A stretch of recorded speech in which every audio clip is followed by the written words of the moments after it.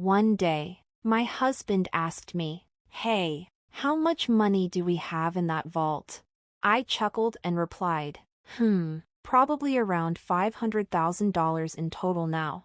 The next day, when I got home, I found signed divorce papers on the living room table, and both my husband and the vault were gone. My name is Helen, and I'm a 58-year-old working housewife. Despite everything, I still work hard at my job. You see, saving money is a hobby of mine. When I was a child, my mother opened a savings account for me. She told me that depositing money in the bank would make the numbers in my passbook grow, and I found that very enjoyable. I started by depositing just $1 at a time and loved watching it grow. Each year, when my savings increased by a few cents in interest, it was a delightful surprise to my young self.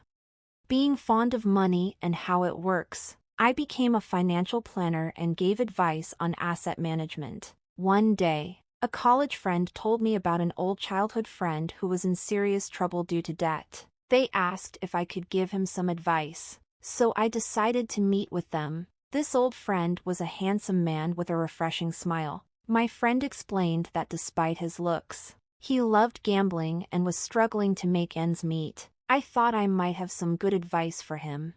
His name was Mark. As I listened to his story, he admitted he loved gambling, just like his parents, and had even taken on their debt. He seemed quite worried, and I found his troubled expression rather endearing. Because my friend had asked, I gladly agreed to help him. Looking back now, perhaps I had a bit of a crush on him, but I never imagined that this would lead to a series of troublesome events. Anyway, I advised Mark to consolidate his debts and reduce his monthly payments so he could manage his life somehow.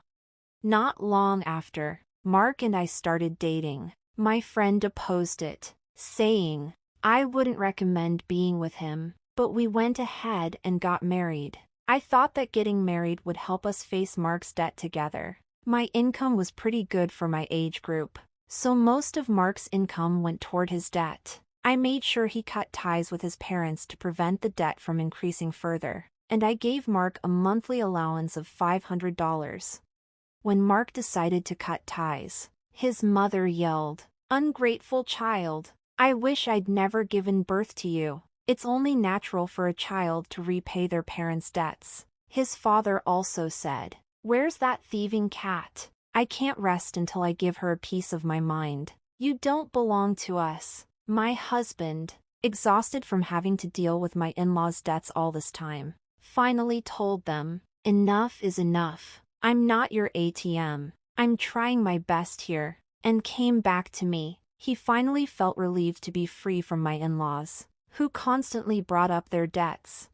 Soon after, we had a son. Our son Kevin is handsome, just like Mark. He's my pride and joy. However, Kevin seemed to pick up on his father's lack of discipline and indecisiveness. Just as our son noticed, Mark's carefree character didn't change. He continued borrowing money from predatory lenders, dealing with loan sharks, and tricking friends into lending him money to gamble away. We went through a lot, but I managed to keep Mark in line over the years.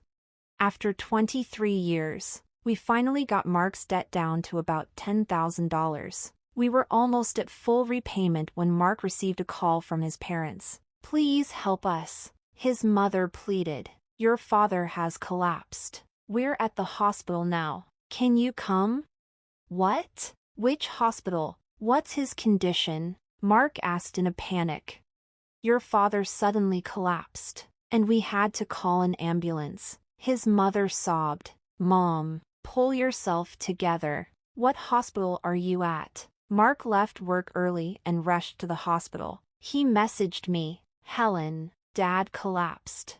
I'm at the hospital now. I'm sorry I broke our promise and went to see my parents. I'm really sorry to hear that your dad collapsed. How is he now?" I asked. Mark sighed. "He had a minor stroke. His life isn't in danger, but he needs to avoid overexerting himself. Both my parents are feeling pretty low. I want to stay with them for a while. Is that okay?" "Of course, honey. I replied. Go and comfort them. Should I come too? No, it's okay. You're busy with work, and they might treat you poorly again, Mark said. I gave Mark a little extra money for hospital visits. They probably couldn't pay for the hospital fees. Since then, Mark seemed to visit his parents often. Each time, he took $200 or $300 from me. I guessed my in-laws were struggling financially and were taking a bit from Mark. It amounted to around $1,000 to $2,000 a month, but I let it slide for now.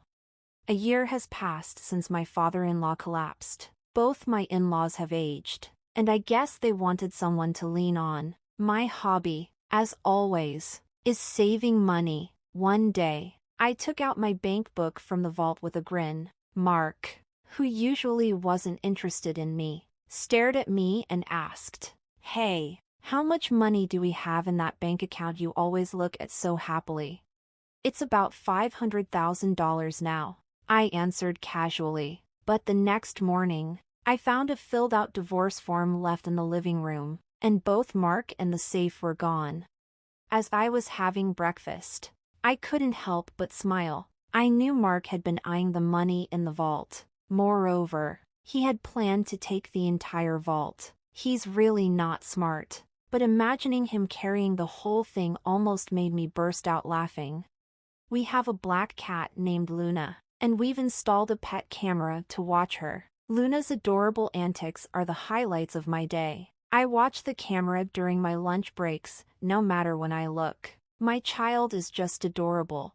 One day, as I switched on the camera, there they were in our living room on a weekday, my in-laws and my husband, Mark. They were having an unbelievable conversation. "Oh, you're living in such a nice house, Mark. Having a good salary makes your mother so proud," my mother-in-law said, flattering my husband. "Indeed, I am proud," Mark's father added. "You know, I make a pretty decent salary myself, but Helen takes all of it, so I only get an allowance of $500 a month," Mark said. "Oh, you poor thing. You've been working so hard. Your mother understands," they consoled him. "I can't believe she takes all your salary and gives you only $500 a month. That's outrageous. You should be getting more. Why are you obeying such a tyrant like Helen? You could be living much better on your own. You're our pride, Mark. You could have saved hundreds of thousands by now, but she's just exploiting you. You poor thing." My mother-in-law began to sob.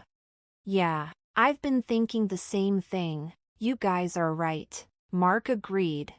"What is he talking about?" He seemed to have completely forgotten that I've been working hard to pay off his debt. I wondered what was going on inside their heads. In the past, Mark had been burdened with debt from his parents and had to give them cash every month, making it difficult for him to get by. Now, she has a bank book with tons of savings stashed away. "It's not fair that I only get $500, Mark complained. The moment he said that, my in-laws' eyes lit up. They exchanged glances. "So how much is in the bank book?" They leaned in eagerly, awaiting his answer. Last I heard, I think it was around $400K or $500,000, Mark said. "Mark, isn't that money rightfully yours?" they asked. "It might not match the effort you've put in, but isn't it money you should be receiving?" "Yeah, I guess you're right. I'm starting to think the same thing," Mark conceded. Despite his good looks, Mark is indecisive and easily influenced by others. I used to find this indecisiveness endearing and devoted myself to him wholeheartedly. We've managed to reduce his nearly $200,000 debt down to $10,000. Yet it looks like he's being manipulated by his parents again, and they're about to touch my precious savings. Seeing this scene was so pathetic. I was at my desk at work, tears streaming down my face as I held my phone. I've been putting aside my living expenses for Mart, using his income mostly to pay off the debt. On top of that, I was providing him with an allowance of $500 out of my own pocket. Despite explaining this to Mark, it seems he's completely forgotten.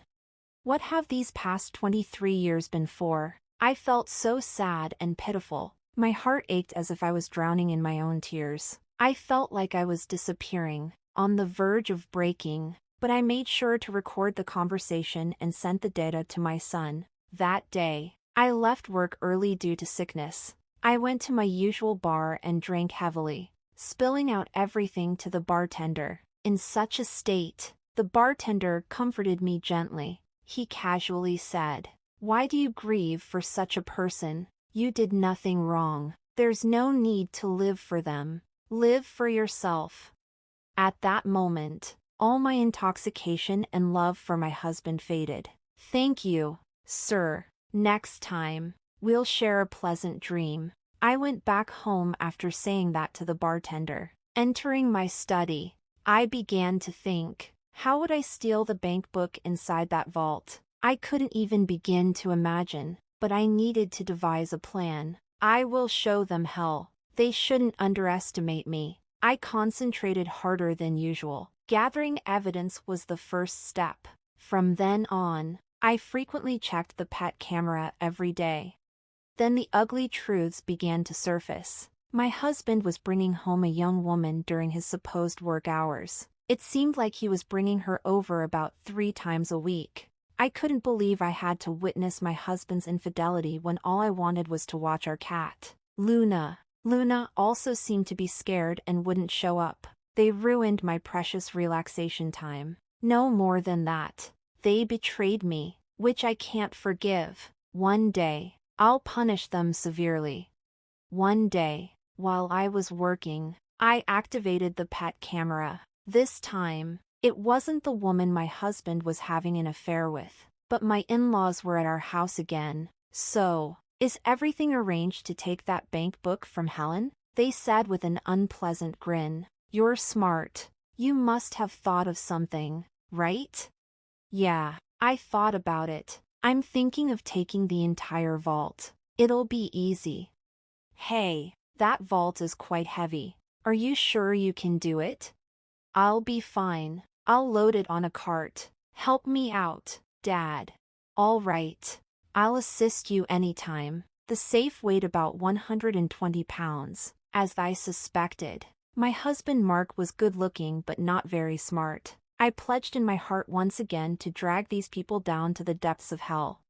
"If we have that money from the bank book, we can go to the casino as a family. We can live as a family of 3 again." "That's right. Let's live happily with the money from that bank book. Right, Mark?" "Yeah, but I do feel a little bad about Helen. She was saving up so happily." "You can't be so weak-willed. We're doing this for your happiness, remember?" "Right. I'll be happy. Besides, you found a new wife, haven't you?" "Quickly divorce that woman. I have to divorce for her sake as well. I'll leave the divorce papers here." "That's right. We're waiting for the money from that bank book and the new wife." "So, I'm going to be divorced. Well, I guess that makes sense." I found myself strangely accepting. But just how down bad are these people for some money? I was sipping coffee at my office desk, recording the scene on my phone screen. I wasn't even upset or sad anymore. If they had such intentions, so did I. I was going to show them all hell.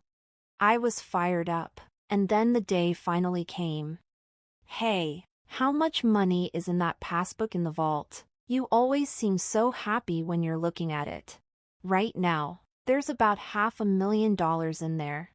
The next day, when I got home, there was a signed divorce paper in the living room, and both my husband and the vault were gone. I had a smirk on my face while having breakfast.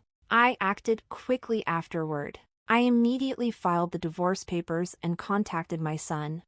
"Kevin, your father finally stole the vault. I can't believe he managed to carry it. It's so heavy." "Mom, I think it's about time you end things with Dad. By the way, did he take everything in the vault too?"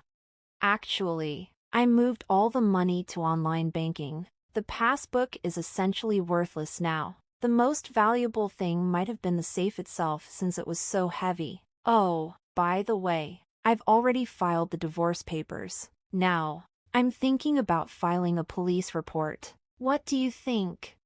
You should file a police report, and it would be best to hire a lawyer. Oh, right, a lawyer.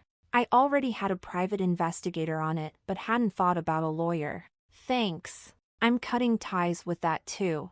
Kevin seemed exasperated.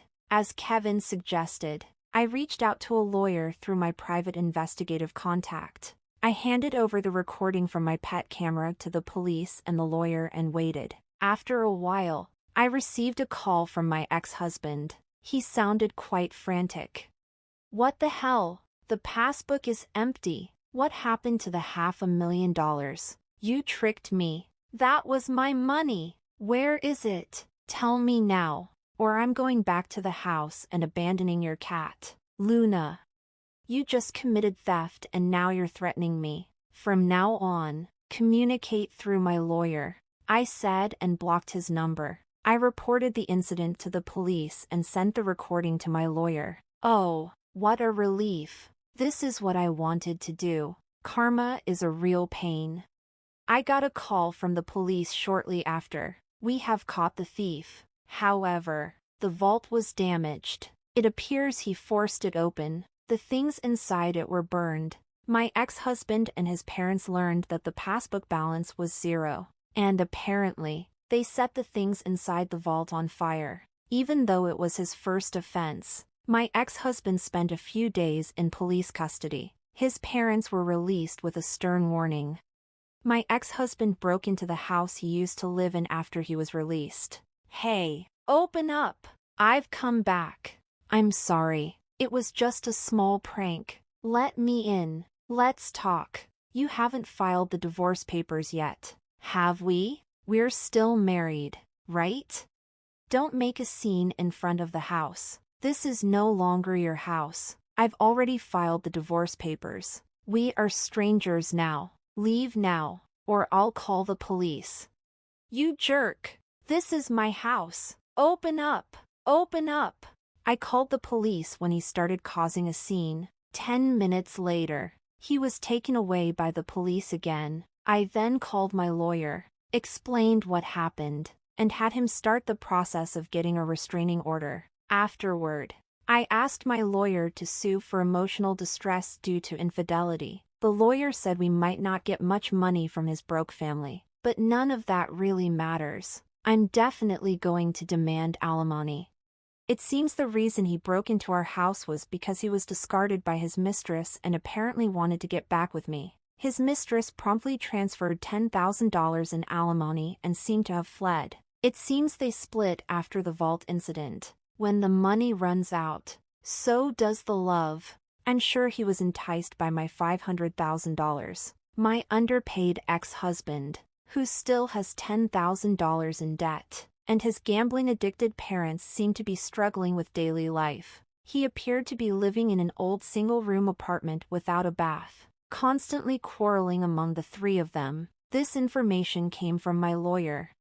My ex-husband pleaded, I can't afford to pay the alimony. Please reduce the amount. And my ex-husband, who got involved with the police, was on the verge of retirement but apparently got fired from his company. The elderly parents-in-law have managed to find jobs in cleaning and seem to be barely making ends meet. My ex-husband is now working 3 part-time jobs. But these 3 are gambling addicts, so no matter how much money they have, it disappears. There's no helping them. I had my lawyer tell them, no reduction. Stay away from her. If you're really sorry, show it with money.